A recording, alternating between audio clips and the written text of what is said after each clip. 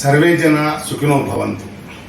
అన్ని దానంల కన్నా అన్నదానం మిన్న అంటారు.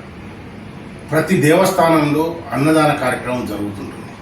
కానీ ఒక జాతీయ రహదారి పక్కన బ్రాహ్మణ బంధువుల కోసం ఒక అద్భుతమైన బ్రాహ్మణ దాన క్షేత్రాన్ని నిర్మించాలనే తలంపు మాకు వచ్చింది. కరీంనగర్ బ్రాహ్మణ సంఘంలో ప్రముఖులు శ్రీ పురం ప్రేమచంద్రరావు గారు నాకు ఇచ్చిన ప్రేరణతో ఈ అద్భుతమైన కార్యక్రమాన్ని రాజీవ్ రహదారి మంచిర్యాల నుంచి హైదరాబాద్ వెళ్తున్న ప్రదేశంలో రిమ్మన్గూడు వద్ద కొన్ని లక్షల వ్యయంతో నిర్మాణాలు జరిగాయి. ఈ సీతారామ అన్నదాన క్షేత్రాన్ని ఆగస్టు 4వ తేదీన మధ్యాహ్నం 11 గంటలకు ప్రారంభోత్సవం ఏర్పాటు చేస్తున్నారు.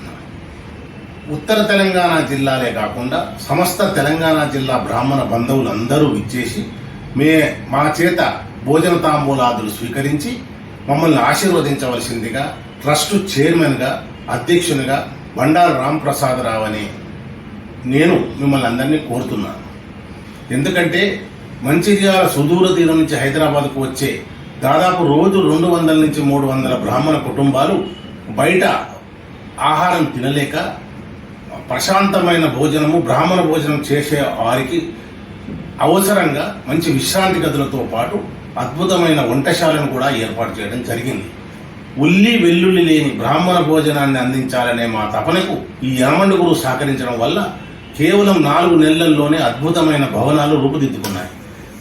ముఖ్యంగా మంచిర్యాల, ఆసిఫాబాదు, కాగజ్ నగరు, పెద్దపల్లి, అలాగే కాల్వ శ్రీరాంపూరు, చెన్నూరు, కరీంనగరు, వేములవాడ, జగిత్యాల, కోరుట్ల ఇవన్నీ కాకుండా ఆ చుట్టుపక్కల తెలంగాణ జిల్లాల నుంచి వచ్చే ప్రతి బ్రాహ్మణ బంధువు మధ్యాహ్నం 12 గంటలకు ప్రజ్ఞాపూర్ రిమ్మన్గూడ సమీపంలో ఏర్పాటు చేసిన ఈ బ్రాహ్మణ భవనంలో కాసేపు విశ్రమించి మా చేత అద్భుతమైన భోజన సౌకర్యాన్ని ఉచితంగా అందజేయడానికి మేము చేస్తున్న ప్రయత్నానికి మీ సహకారం అవసరం.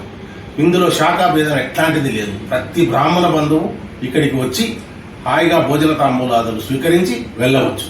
ఇలాంటి ఓ బృహత్తర కార్యక్రమాన్ని ఒక రాజీవ్ రహదారిపై ఏర్పాటు చేస్తున్న ఈ ప్రేరణ అన్ని రహదారులపై విస్తరించడానికి మీ సహకారం అవసరం.